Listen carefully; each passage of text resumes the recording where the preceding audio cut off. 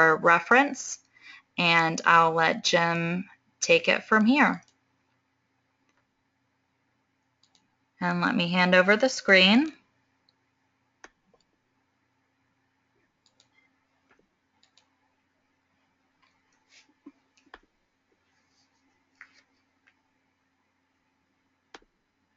Great. Good to go, Olivia? Is everybody, you see this? Yes, ready. All right, guys. This talk I have actually only given twice, and I think it's probably one of the more important talks that I've developed over the last several years, and mainly because there's some simple and elegant things you can do to assess kidney function and then understand what that means for the person as you're trying to work with them either through detoxification or just trying to extend their longevity. You know, we really do look at kidneys as the forgotten organ, and we regularly just kind of dismiss them and think of liver and intestine as our organs of detoxification. And so when you hear people say, I'm doing a detox, they're usually either referring to a liver or gallbladder or intestinal detox. And rarely do you hear people say, oh yeah, I'm detoxifying my kidneys. Yet all toxins that are excreted in your body, that get the effort of the liver is to make them more water soluble so that they can be excreted via the kidneys. However, that's a pH dependent process, which is what we're going to go through in just a little bit. Obviously, what we're trying to avoid is chronic renal disease, but it's something to keep in mind that when there is someone who's obese, someone who's insulin resistant, someone who has environmental toxicity like heavy metals or persistent organic pollutants, someone who may have prolonged elevated homocysteines, which I'm seeing more and more, oftentimes these types of factors are ignored until there's a lot of damage that's already taken place in the kidneys. And of course, when, as soon as I start seeing, GFRs going down and creatinines going up, and I start thinking about problems with the kidneys, as well as soon as we start seeing blood pressures going up, especially systolic blood pressures, we know that there's some extended effect on the kidneys. And so we're going to talk about that over this next hour. So what is it that causes the damage to the kidneys? Well, it's a loss of redox potential.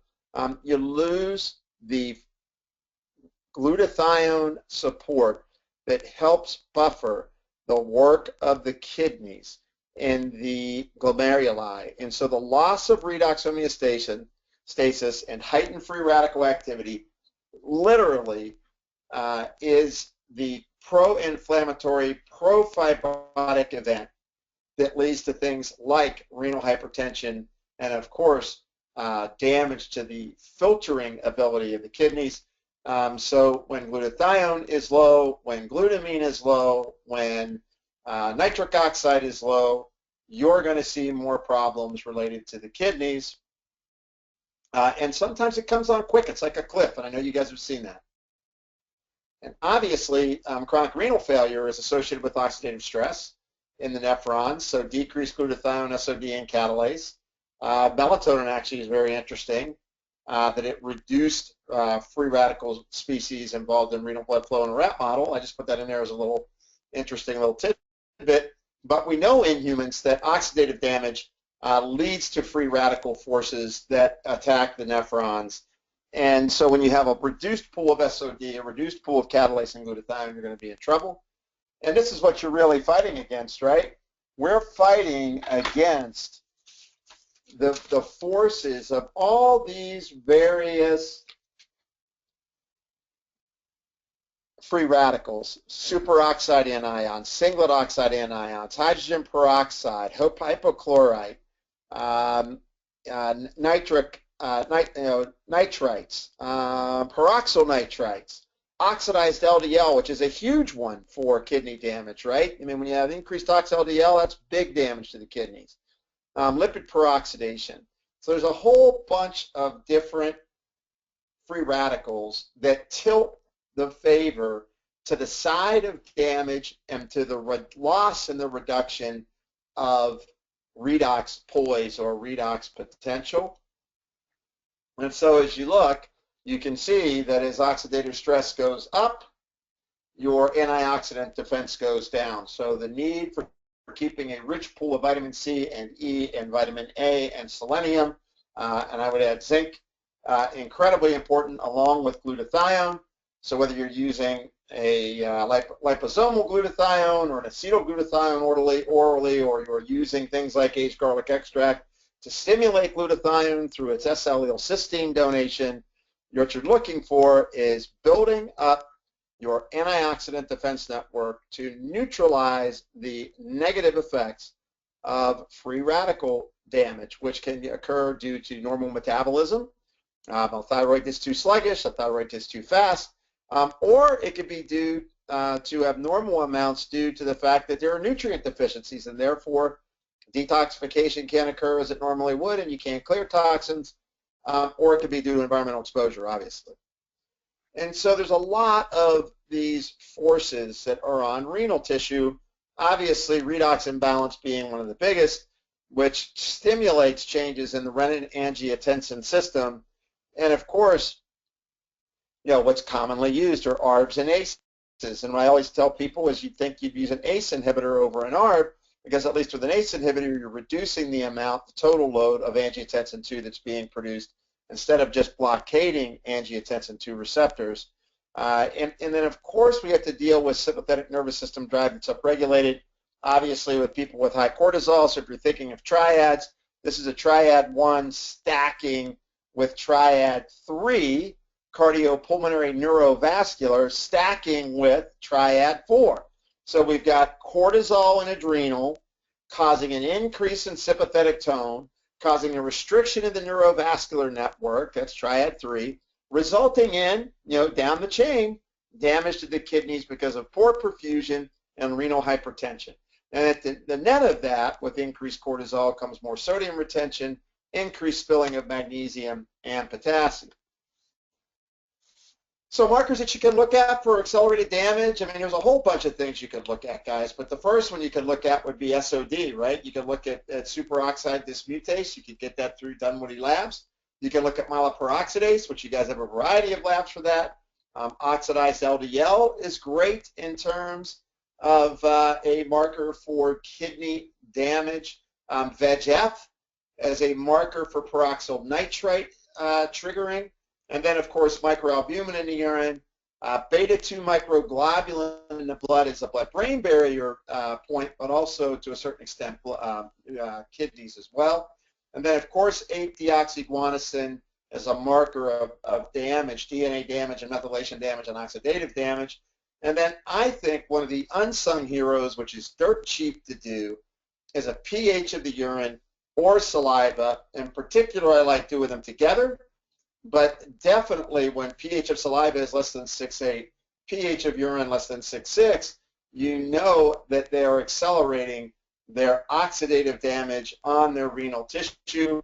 This was a basic concept of pH and progression of renovascular disease, and this was out of 2013 current pharmaceutical research, and it was in diabetes care. One was in diabetes care, and the other one was in current pharmacy.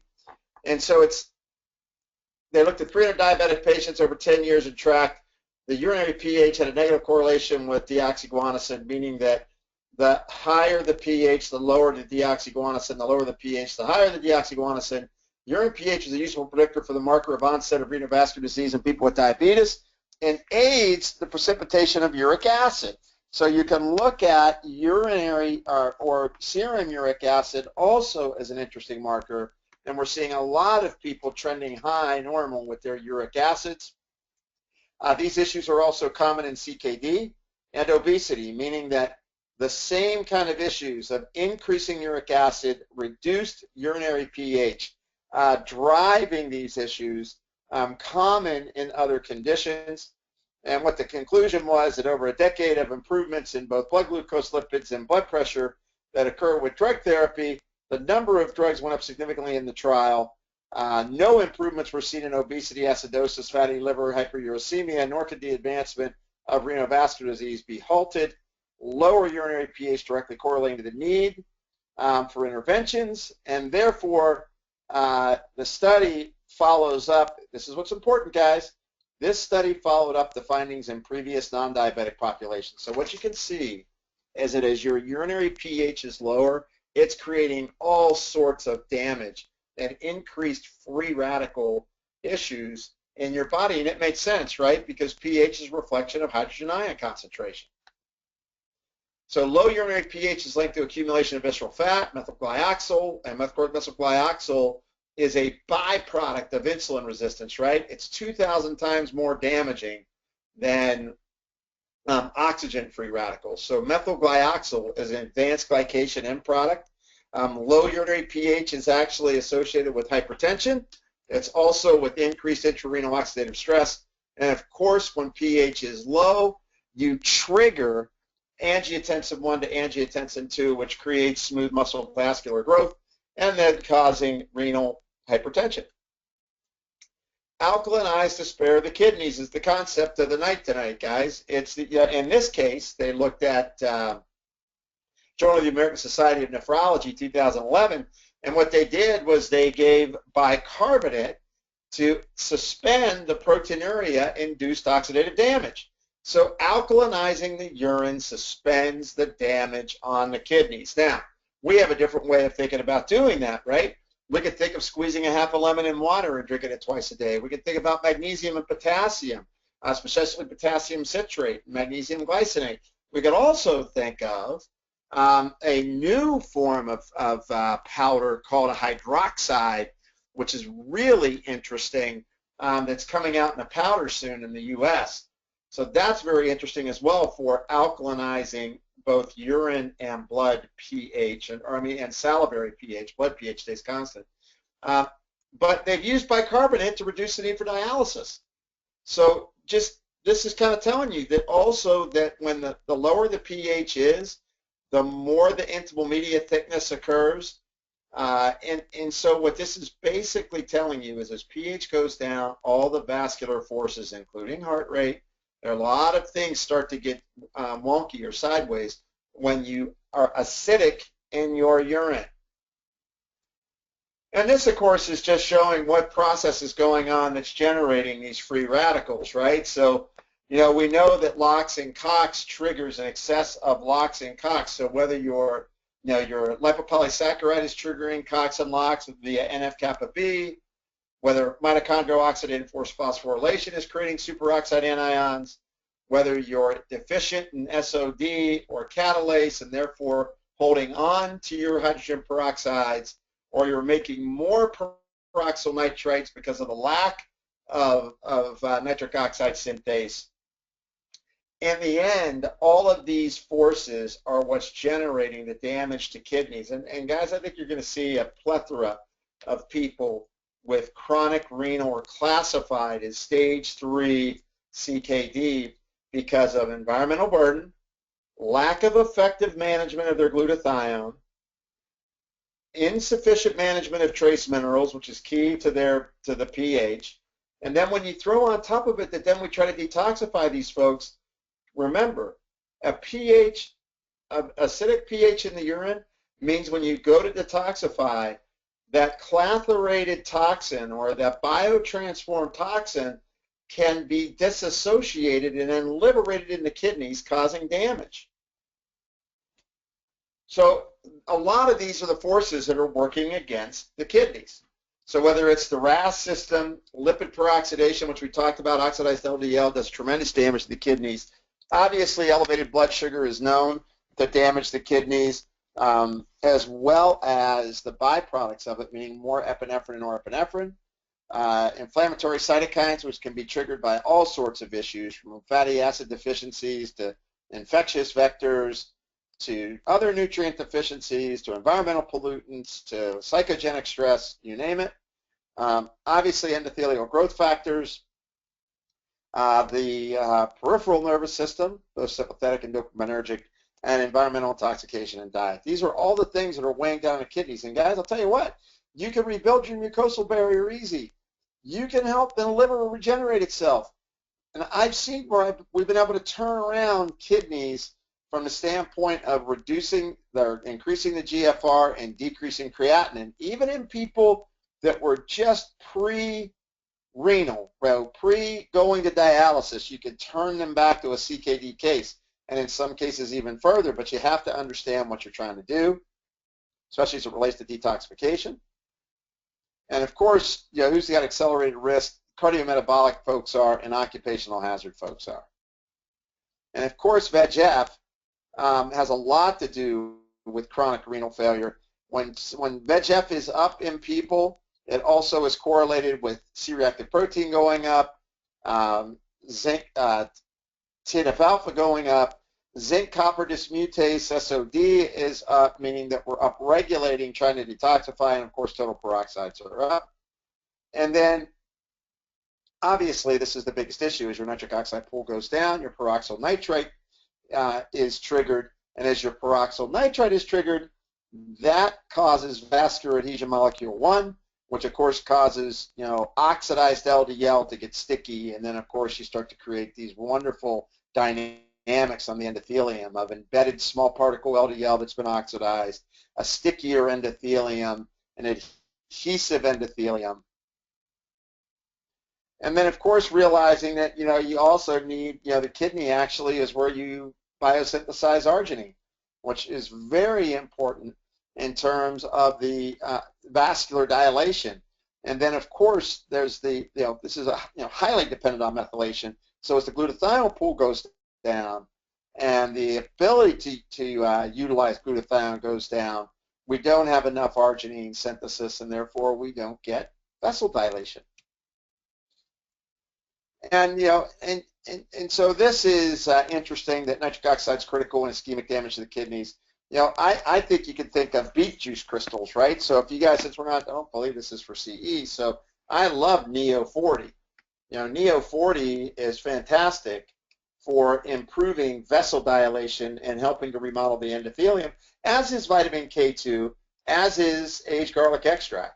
But I like beet crystals on people because I really get pliable vascular tissue with it.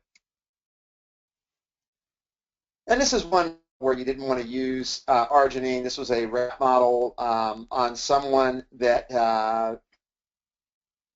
had lupus. So you may want to watch, just do this one rat model, that it upregulated TGF-beta, PIA-1, and creatinine. So obviously you could track it, but this would be a model where you wouldn't use arginine necessarily, that maybe you'd use beet crystal extracts. Here's one of the most important things you can think about, which we don't think about for kidneys, and that is glutamine. There's a lot of kind of negative bent on glutamine for some reason. There's thousands of articles on using glutamine in sparing the kidneys as well as other organs. But the big thing we know about the glutamine pool is it's needed for glutathione synthesis. So the kidneys are very dependent on adequate glutamine. And obviously the glutamine in the gut, you guys all know that story. Glutamine fuels the enterocytes, which helps with the intestinal mucosal barrier, which reduces translocation of endotoxin. Like reduced translocation of endotoxin, I'm reducing damage to the kidneys because LPS binds to kidney tissue and triggers NF-kappa B and subsequent LOX and COX pathways, in particular COX pathways. And then, of course, it helps with lymphocyte fueling. And then it also controls nitric oxide formation. It's also involved in ATP content. It's also involved in production of each shock protein. So one of the big things I do with my kidney patients is I get them on a teaspoon of glutamine 2 to 3 times a day. So this kind of pretty much tells you, preserves glutathione function, it's immune modulating, right? And so this is great. And then it obviously reduces pro-inflammatory cytokine signaling in the gut. And then the other piece to this, which has been really, for me, I did not know this until I really started researching this over the last year, that renal mast cell degranulation is only correlated with diabetic or nephropathy right now.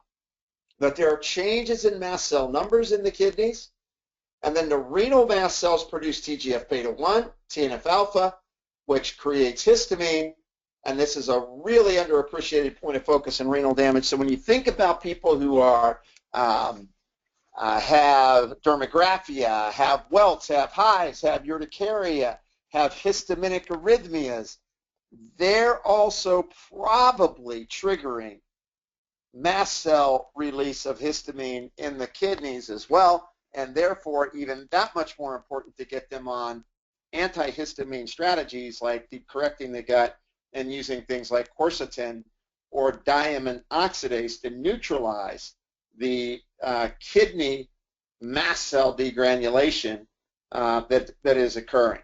I found this to be fascinating, that literally when we think of anybody with high cortisol triggers more mast cell degranulation, and they do that by default because the brain tells the spinal cord to tell the enteric nervous system to release more corticotropin-releasing hormone. And that CRH plus the cortisol not only triggers leakiness in the gut, leading to more endotoxin and LPS, but it triggers leakage of mast cells. Heavy metals in kidney function. This is pretty scary because ionized forms are more present in acute intoxication. Ionized forms are more present in acute intoxication. So what this I want you to keep in mind is that when your pH in your urine is low and you are trying to detoxify someone, you reionize the metals in the kidneys. So most heavy metals are bound to albumin, but some escape, gets into the free form in the plasma. Inducing metallothioneins and glutathione in renal and liver tissue, inducing metallothioneins. Great product by Metagenics, metallothionine, right? That could be very good if you're trying to work with protecting the kidneys when you're detoxifying. And of course, to build up glutathione pools by using things like acetylglutathione would be good. Assessment of renal function exposed to inorganic lead, calcium, or mercury vapors. So this looks here that you get higher, increased prevalence of higher beta-2 microglobulin in plasma without a change in urinary beta-2 microglobulin. So my point being is that the canary in the coal mine may be a higher beta-2 microglobulin concentration in plasma to measure that. And then the other piece to this particular study was that when the kidneys get damaged, you get decreased urinary mercury output or departure from body burden. And that's sending a load of metal through the kidneys, okay? So that's just the issue. The point being is that you need to alkalinize, reduce ionization, because, for example, beta-2 microglobulin is a reflection of mercury toxicity, literally, because it's a pump for the blood-brain barrier. And it gets saturated. And so the point to this is that we really need to think forward on detoxification of metals as it relates to kidneys because of this issue. Here's cadmium and renal tissue. I want you to pull out toxic metal tests you've been doing and look at cadmium levels and see how many people are in the damage level here, the low one of 2 micrograms per gram creatine. So the creatinine at 2 micrograms per gram of creatinine. So, low molecular weight protein excretion associated with early damage, you'll see this in individuals. That's why it's important before you start pulling out cadmium that you alkalinize the urine. A big key learning here, zinc acts as a nephroprotective mineral, especially regarding cadmium exposure. Check your red blood cell zinc status. If you're going to detoxify cadmium, people should be on 50 milligrams of zinc as well as an alkaline green drink, as well as magnesium and potassium, as well as tracking their pH. And if you want to measure, I don't think I have the equation in there in this talk, but you can do 2 times the saliva plus urine pH first morning divided by 3. That should be greater than 6.8. So if you got elevated creatinine, what do? If it's greater than 1, you do Solidago and NAC. If it's greater than 1.5, you add glutamine and cordyceps. You'll do all of these. You see? So Solidago is European golden thread. NAC is N-acetylcysteine. If it gets above 1.5 on their creatinine, you add glutamine and cordyceps. Add it to the previous 2. Are they borderline hypertensive? You can use beet crystals. You can give aged garlic extract, which is an amazing agent for reducing blood pressure. And you could give magnesium between 7 and 10 milligrams per kilogram. I actually just go straight to 10 nowadays, but you could go 7.5 to 10 milligrams per kilogram. And then in female, and they have hypertension, you may want to protect against small vessel disease and give them 200 milligrams of pomegranate each day. Key nutrients we're going to go over. If people have hyperuricemia or they have gout, they could use tart cherry extract at 1,000 milligrams 4 to 6 times a day until the gouty issues go away, and then add nettle 500 milligrams 3 times a day. If they need both of those for a flare, any bioflavonoid like quercetin can work on an ongoing basis for one of these individuals. So what do you do for pre-detox? That's kind of what we're talking about. So for the kidneys, the first thing you do is check their pH. And if their pH is low, you don't detoxify them. You have to correct for that. So the first thing you want to do is they want to be on a good multi and mineral. I always say, dose your magnesium at 7.5 to 10 milligrams per kilogram in divided doses. Add 300 milligrams of potassium citrate. Unless they've got already in renal failure, then you're probably going to have to watch your potassium. And then think of aged garlic extract to build glutathione. You could give acetylglutathione. You could give liposomal glutathione. Any of them work. I got them all listed there for you. Do whichever one you want. And then you can check their glutathione pools. And then the last one would be is to use ALA. And you could do 300 to 600 milligrams twice a day. I just if you're going to be detoxifying, I typically use 600 twice a day because it's very nephroprotective. If you're going to do a challenge test, and use the MSA, it's a 6-hour collection. And obviously, no fish. There's a whole bunch of stuff that they want you not to do before the week of the test. That's fine. But what I would suggest is don't challenge if urine pH is less than 6.4. The second thing is to take into account GFR. So if they've got a urine pH of 5.5 and a GFR of 60, you probably want to improve their urinary pH and give them some kidney support like Solidago or Shatavari, which I'll talk about in a little bit. You want to build the kidney filtration back up, get their creatinine down a little, get their pH up. Then you can do the challenge test. If you don't want to do the challenge test, you can do a porphyrin test, or if you want to do a fecal collection, you can. Just remember, however you do it, be consistent about how you redo it, because in reality, these compounds all come out in different vehicles, meaning that some agents will come out more in urine, some will come out more in feces, some will come out more in your breath, some will come out more skin, right? Detox. So you just have to be careful. So, obviously, the big thing is to correct for the mineral pool. So if you look here, 15 metals are on the back. So the 15 metals that are on your detox panel, if it's a challenge test, just remember that represents the path of least resistance, meaning that those were the easiest to get rid of. It doesn't really reflect total body burden. And as you guys know, if you've been doing these tests, you know that you pull, one metal starts coming out, and then all of a sudden another one shoots up through the roof. So when is the treatment, the threshold for treatment low? When you only have one metal in the yellow zone, or you may have 2 metals in the moderate green zone.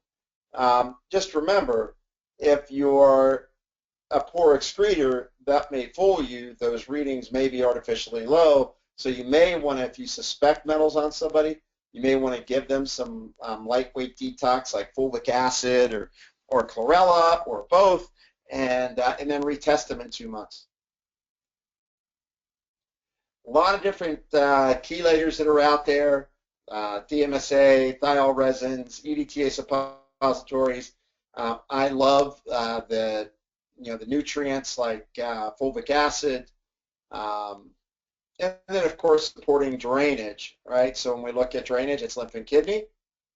And what's drainage? Drainage are typically botanical agents that are used in homeopathy that address specific organ functions. So what else can you do for chelation? I love doing EDTA suppositories.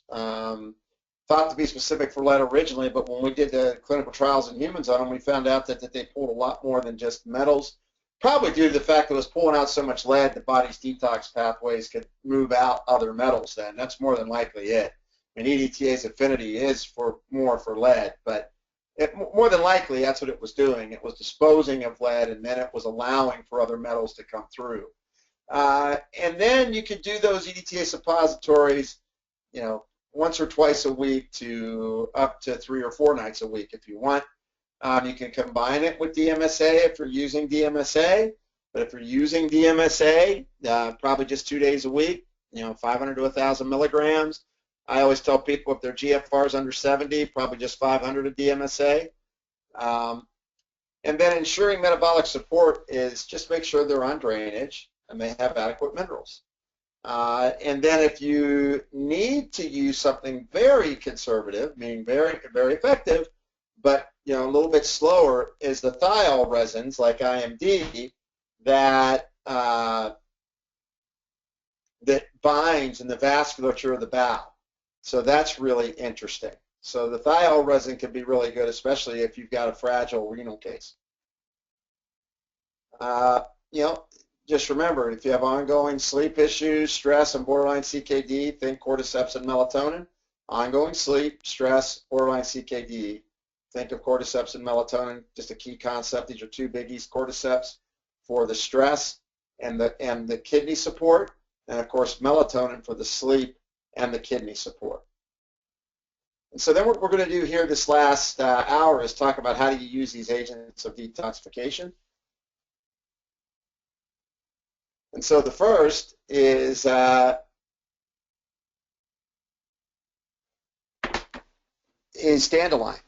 And so dandelion is diuretic and tonic. It has colorectal effects. It actually is interesting. It helps improve GI flora balance.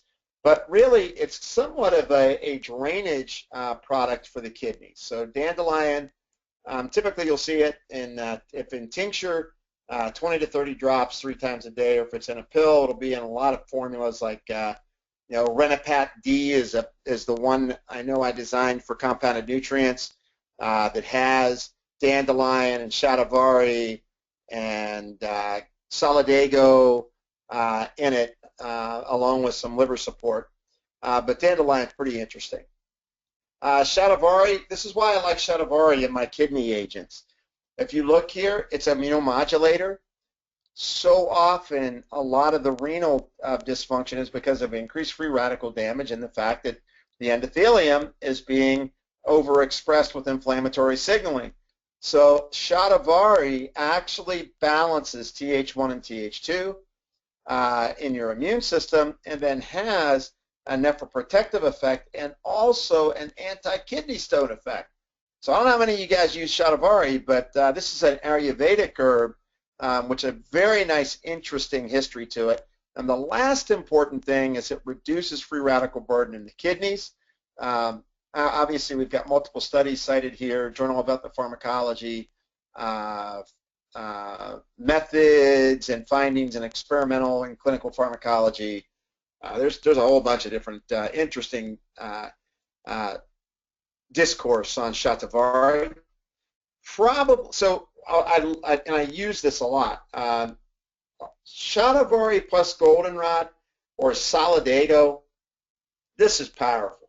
Probably the single biggest thing I've seen that's turned away +4 proteins in the urine, +4 buds in the urine, is the use of Goldenrod or Solidago, 500 milligrams 3 times a day, along with a N-acetylcysteine or a cysteine donor like aged garlic or NAC, along with Cordyceps sinensis, which is that Chinese caterpillar fungus that's been studied extensively and has fantastic effects on the kidneys.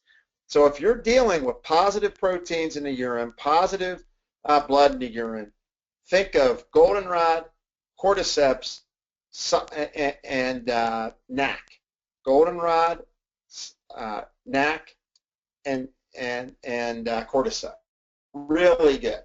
So Goldenrod is what I use on any of my folks when their GFR is starting to fail, that they're starting to slip into the 60s, and that they're having a significant issue surrounding their creatinine going up, their blood pressure is going up.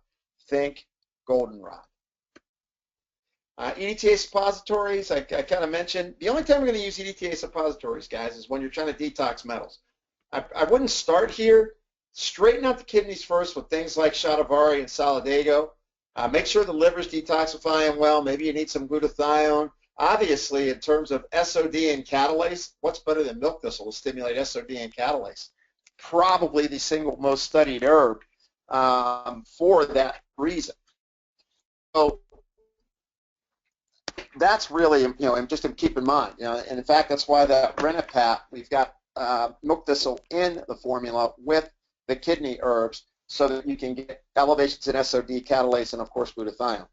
So if you're going to use EDTA suppositories, typically what you do is you use them every other day to every third day. They have proven bioavailability. They have an 8.5-hour half-life, so you get a lot of penetration of these suppositories into the lipid membranes, helping to pull intoxicants from the cell membrane. Dose typically is 750 to 900 milligrams.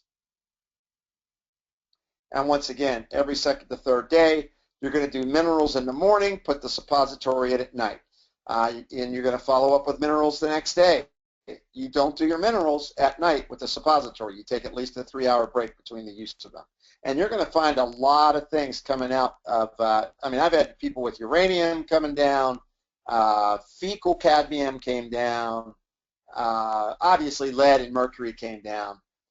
Very interesting study using suppositories with this. And if you use suppositories and ethyl resin, known as IMD, those two together can be really effective and not put a lot of stress on the kidneys for detoxification.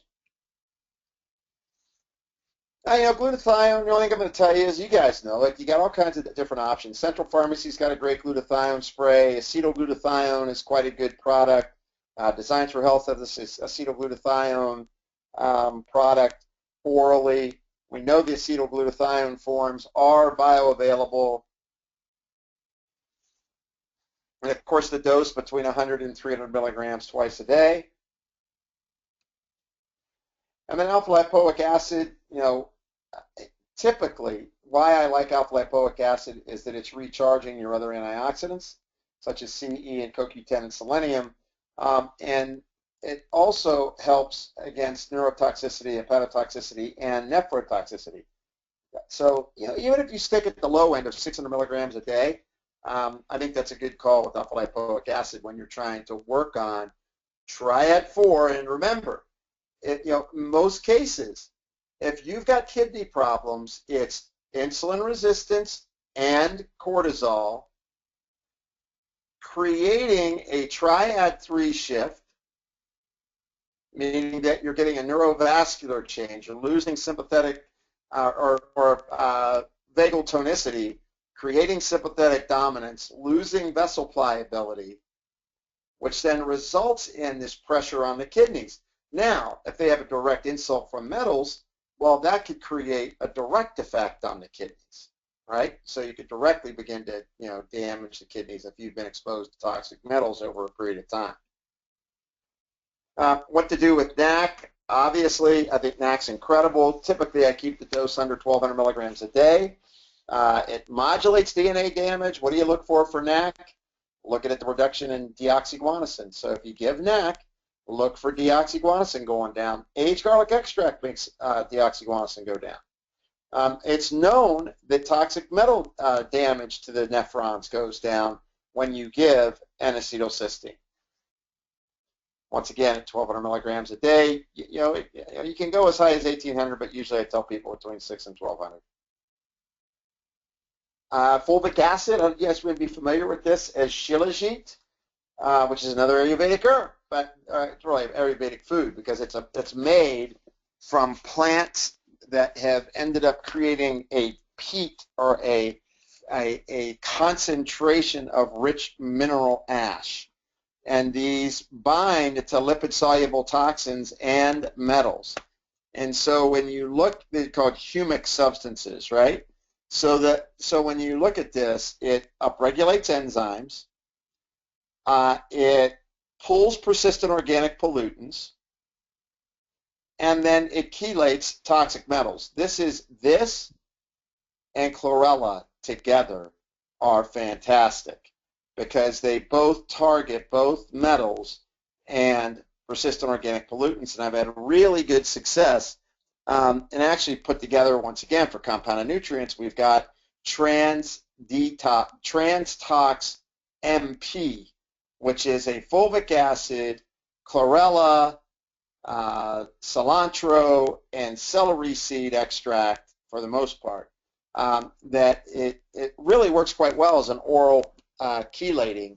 I've had a lot of people report that their heads cleared on it relatively quickly. It's pretty. Obviously, you can think of MSM if sulfation is low. Sulfur donors help with detoxification, helps with glutathione production. So I like MSM. Typically, the lowest dose I'll use is 3 grams. A lot of times I'll go up to 3 to 5 grams twice a day. This is especially helpful for people with multiple chemical sensitivity that are damaged due to toxins. The sulfation really helps them to clear their phase 2 intermediates. I mentioned chlorella already. If you look, it detoxifies mercury, lead, and cadmium along with dioxin, PCBs, and uranium. Dose at 3 to 5 grams a day. And chlorella is really well tolerated. And of course, you can add cilantro. You can eat cilantro, but if you look at what it does, this is why it's so interesting. As antioxidant effects, it reduces lipoxygenase, so it reduces oxidized LDLs and lipid oxides.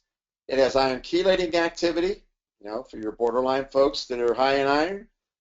It is a hydroxyl scavenger.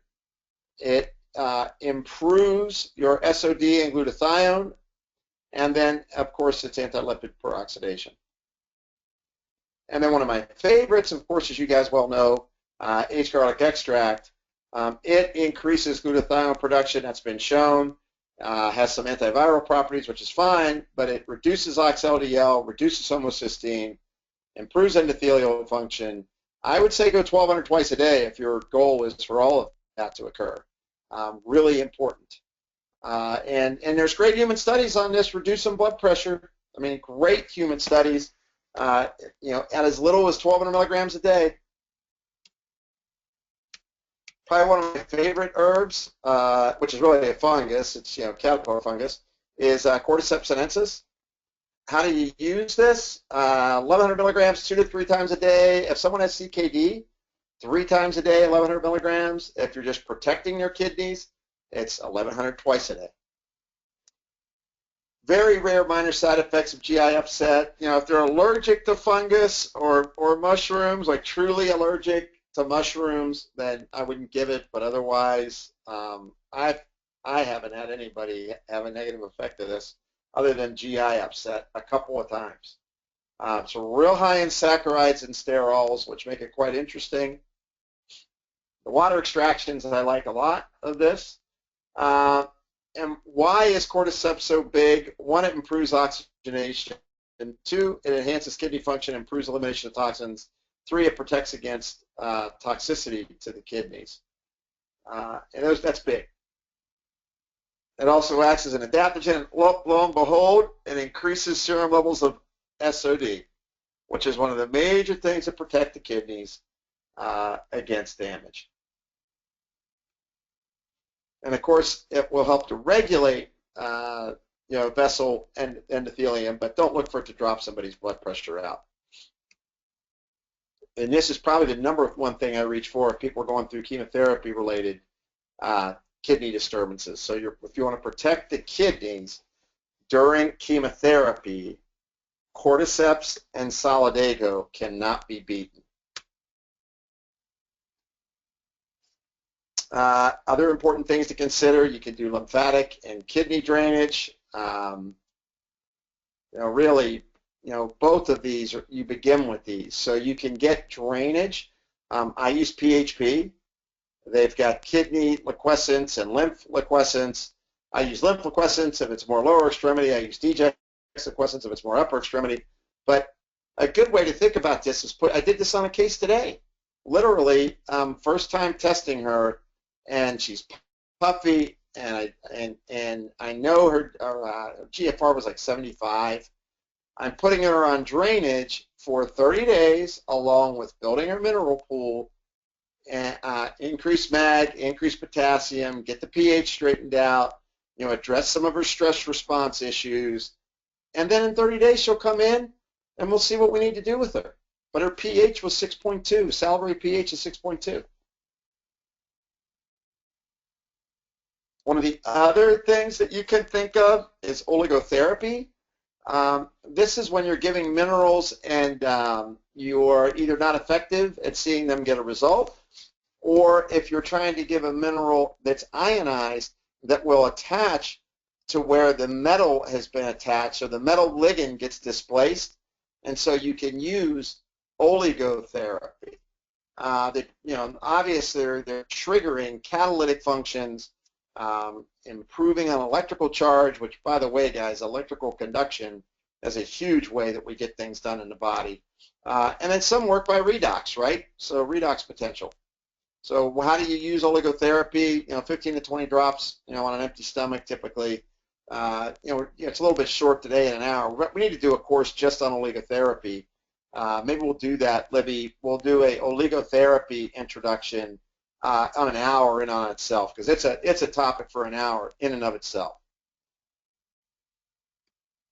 So what are the trace element disruptors? Things like tea, coffee, and wine.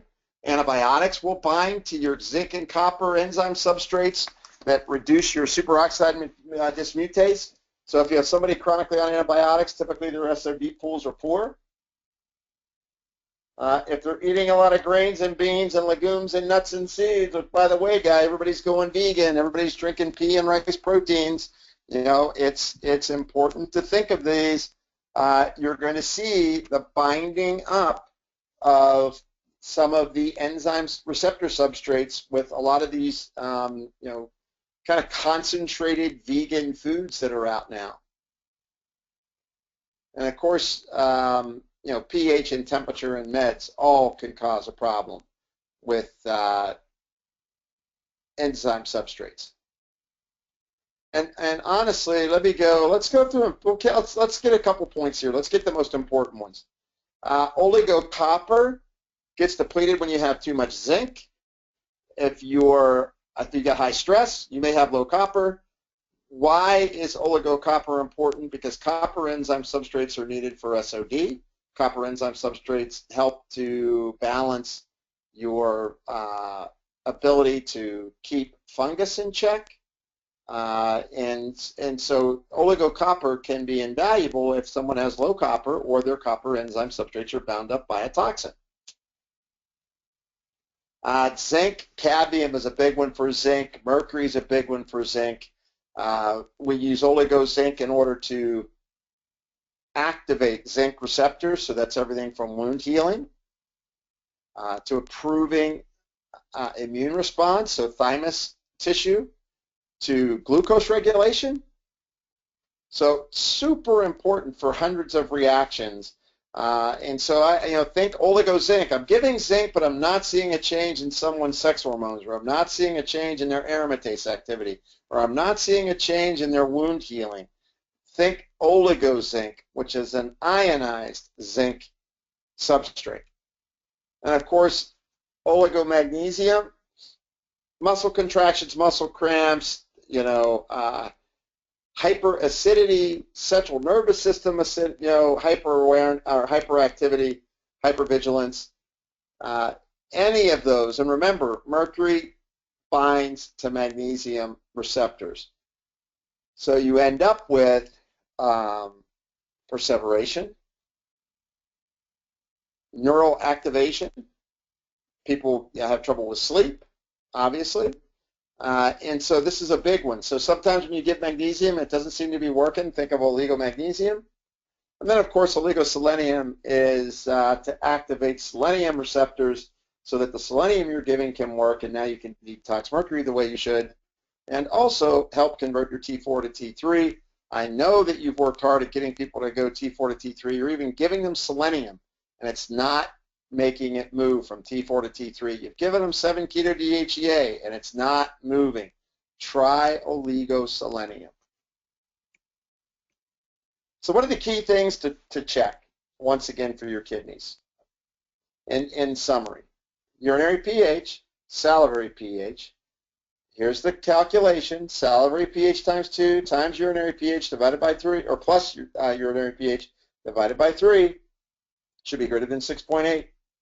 If they've got proteinuria, your antenna should be up. If their red blood cell magnesium is under 5.6, you're going to need to supplement their magnesium. If their serum potassium is below 4.5, they're probably insulin resistant and spilling their potassium. When your potassium is low, you're going to ionize your toxins in the kidneys. Look for elevated levels of deoxyguanosine in the urine and blood, which means that you have more free radical damage. Look at uric acid in their blood. Remember, if their GFR is less than 80, you probably want to bolster it a little bit. Give them Solidago, give them Shatavari. Pay attention to the trends with their GFRs and their creatinine when you're working on people, especially if you're giving them a bunch of stuff that they have to metabolize. And novel markers, I think we'll let go. These are interesting, but how do you alkalinize? Change the diet, include green drinks, give magnesium and potassium. Think of a vegetable broth that you can have people, if they're cutting up in their broccoli and their carrot peelings and their onion peelings and their garlic peelings. Any of those peelings, they could be collected, put in the freezer, make one vat of a golden vegetable broth or buy organic vegetable broth, and drink it twice a day. You can rescue dose with bicarb, or you can use buffered vitamin C ascorbate. So vitamin C ascorbate can be used in a powdered form. I use Vincos, V-I-N-C-Os, but if you do this and add a half a lemon in a glass of water twice a day, you're going to alkalinize, and when you alkalinize, you detoxify. When you alkalinize, you retard the progression of renovascular disease and its complications. So, I wanted to leave time for some, right on time. I wanted to leave a little bit of time for some questions. So, Libby, do we have any questions from anyone? Yes, we do. The first question is, what company's urinary metal testing do you like? I've always used Doctor's Data. I know there's other ones, but Doctor's Data does a good job. But if you're using someone else, Genova does it, AAL does it, that's fine. But I use Doctor's Data and have for 20 years. Okay. The next question is, could you explain the mechanism of action of drainage? No. It's not that easy. It's because all drainage is you're giving different botanicals. In general, they're botanicals that facilitate detoxification in an organ. So that's what it's doing. But you got to be careful that you don't get caught in that, because homeopathy doesn't work straight like botanicals, and homeopathy doesn't work like drugs. So homeopathy works the way homeopathy works. So it's kind of like that, where you're using, like Solidago is a homeopathic medicine. The tincture of Solidago would be in the compendium and homeopathic pharmacy, but it's also a botanical, right? The only difference is once it crosses over into pharmacy, the tinctures have to be made according to drug GMP. So many times the formulas, like Cardus murrianus, you guys probably know, Cardus murrianus is milk thistle. Cardus murrianus is a big liver support hepatoprotective agent in homeopathy. What's the difference? When you make Cardus murrianus, you have to make it according to drug GMP in a homeopathic lab. Versus in a botanical lab, it could be made to food GMP. That's why I recommend drainage products to people when possible, because they can get drug GMP produced botanicals. Now, but typically the problem is that they're dilute a bit. They're a little more gentle acting. So that's kind of, it's not one mechanism of action that a drainage product works off of. You know, there's multiple mechanisms. Okay. Can you suggest specific supplement companies, and do you have a dose of aged garlic that would help patients? Okay, so supplement companies, I think that the metallothionein product from Metagenics is quite good. So if you like fulvic acid, you should check out compounded nutrients. I mean, they made formulas for me for the metabolic code guys. It's their product, but we've got our own formulas that fit the way we think, and that would be Renopat for kidney and liver support, and then it would be TransTox MP, metals and pollutants, which is the one that has the fulvic acid and the chlorella and all those things in it. And obviously, you've got MetalloClear is the product from Metagenics. You can get suppositories from compounding pharmacies. And then Zymogen has a nice toxic metal product. They've got a pretty nice toxic metal product. But those would be the key ones. A lot of companies don't have good kidney products, to be honest with you. So it's that's why I went to Compounded Nutrients, and they made one because for us, because we needed to be able to get a better kidney support on board. And then in terms of dosing of aged garlic extract, the minimum is 1,200 milligrams a day. So you can get Kyolic Reserve at 600 milligrams per capsule. They're going to be coming out. It can't be, and it's not going to be announced yet, but they're working on a professional strength of Kyolic extract that's going to be really exciting. I'm not sure when it's going to launch in the professional channel though, but it'll be separate from the consumer channel. Is there any problem using 2 to 3 grams of potassium citrate if needed to achieve alkalinization? Well, only in people. Remember, I said in people with acute renal. So if there's people in dialysis, that's going to be a problem. But you're probably not going to use it anyway.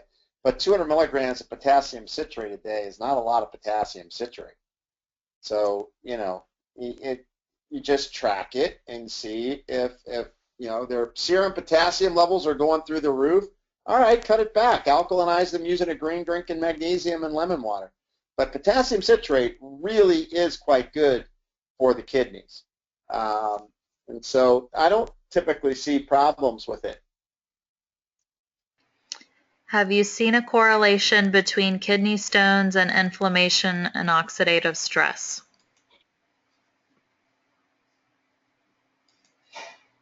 There we go.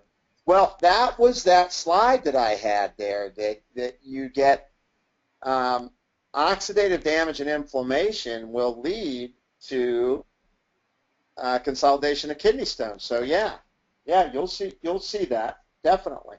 Look, guys, that's usually a very acidic urine, and when you have an acidic urine, your magnesium and potassium get spilled out, and that's how you generate those types of stones. So correct for pH, B6 and magnesium, and typically people won't get kidney stones anymore. And of course, Shatavari is very good at protecting against kidney stone formation. Next is, do you have recommendations for pre-dialysis end-stage renal failure? Well, I mean, the purpose of the Metabolic Code platform and doing the test isn't to deal with end-stage renal failure, but what I gave you are recommendations for for CKD. So you give Solidago, you give Cordyceps, and you give NAC. And then if you're getting towards end stage, first of all, you want to figure out, well, are they under a lot of stress? What's their blood sugar like? So you correct for blood sugar, you correct for cortisol, and then you think about what else you may need to give for vessel burden, right? So vitamin K2 maybe, aged garlic extract to keep the vessels more pliable. And then, of course, acetyl glutathione or a liposomal glutathione to try to repair and rejuvenate the filtration in the kidneys. So that's what I've done for years, and it works really well. And it looks like what may be our last question. What companies supply Goldenrod capsules? I use, you can get Goldenrod through Nestman's if you want liquid, but I use compounded nutrients for my Goldenrod because they were one of the few companies that I could get them to stock Goldenrod in their inventory. So I use compounded nutrients for that. You could get it from other people, I'm sure. That's who I use in my office. Okay, we did have several requests for the slides. I know we don't typically share those, so if that's something you want to consider, I can email them. And then I just wanted to mention that we do have another webinar with Laura Laval, registered dietitian and nutritionist, this Thursday, November 12th, and you can register for that on our events page, metaboliccode.com/events. Also, if you would like a demonstration of the Metabolic Code system, you can schedule a demo under platforms. And when I have uploaded this recording, it will be here under the Metabolic Code blog. And we are having more requests for the slides come in. And also, thank you for the great presentation. We even have had one comment that this was one of the best webinars ever.